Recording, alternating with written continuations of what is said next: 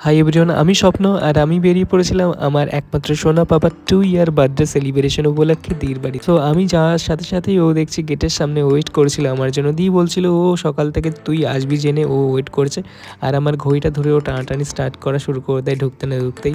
ও তো খুব খুশি হয়েছে আমি যাওয়াতে, আর দেখতেই পারছো ওর জন্য ছোট্ট একটা গিফট নিয়ে এসেছিলাম। সো সেটাই ও দেখছিল, আর এই যে পান্ডাটা না, ওটার চোখগুলো ধরে ধরে টানাটানি করেছিল।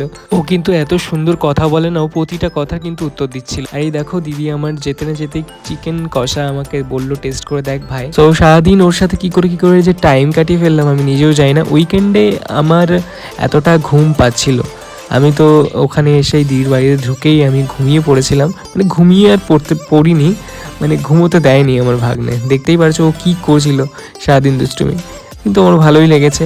তো আমার জন্য মানে বেলুন নিয়ে আসলো যে একটু ডেকোর করতে হবে, যদিও তেমন বড় করে সেলিব্রেট করা হয়নি, কিন্তু যতটুকু করা হয়েছে ও কিন্তু বহুত খুশি হয়েছে। আর এই দেখতে পাচ্ছ আমি যতটুকু টাইমের মধ্যে, অল্প টাইমের মধ্যে সাজিয়েছি, কেমন হয়েছে জানিও। কিন্তু দিদির মুখে শুনছিলাম ওদের একটা রিচুয়ালস আছে, যার কারণে ধান দুব্য কিছু দেওয়া যায় না, কিন্তু মা বাবার যেহেতু ইচ্ছে সেই জন্য করতেই হবে বার্থডে সেলিব্রেশন। খাবারে অনেক কিছু আইটেম করেছিল, চিকেন করেছিল, তোমার মাছ করেছিল, মিষ্টি, পায়েস, চাটনি, পাঁপড়, ডাল, অনেক কিছু আইটেম করেছিল। সব নিজের হাতে সকাল থেকে একদম করেছে। একমাত্র ছেলের বার্থডে বলে কথা, এইটুকু তো করবেই। আর তোমাদের কি বলবো, এতটা মিষ্টি পাগল না, মারাত্মক লেভেলে মিষ্টি পাগল ও। মানে ওর দাদু আসলেই মানে জানে যে কিছু একটা নিয়ে আসবে, আর ওই প্রত্যেক দিন ওই দই মিষ্টি এরকম খাইয়ে খাইয়ে ও এতটা অ্যাডিক্টেড হয়ে গেছে না, এখন পুরোপুরি দিদির স্ট্রিট বারণ ওকে দেয়া যাবে না, একদম কিচ্ছু দেয়া হয় না।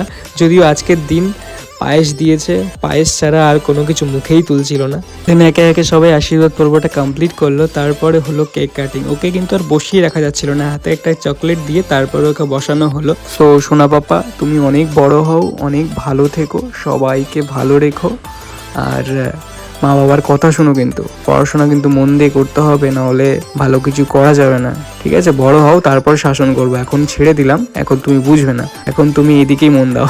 সো জানিও কিন্তু আজকের ভিডিওটা কেমন লাগলো। নেক্সট টাইম আবার দেখা হবে অন্য কোনো ভিডিওতে, ততক্ষণের জন্য bye bye and take care.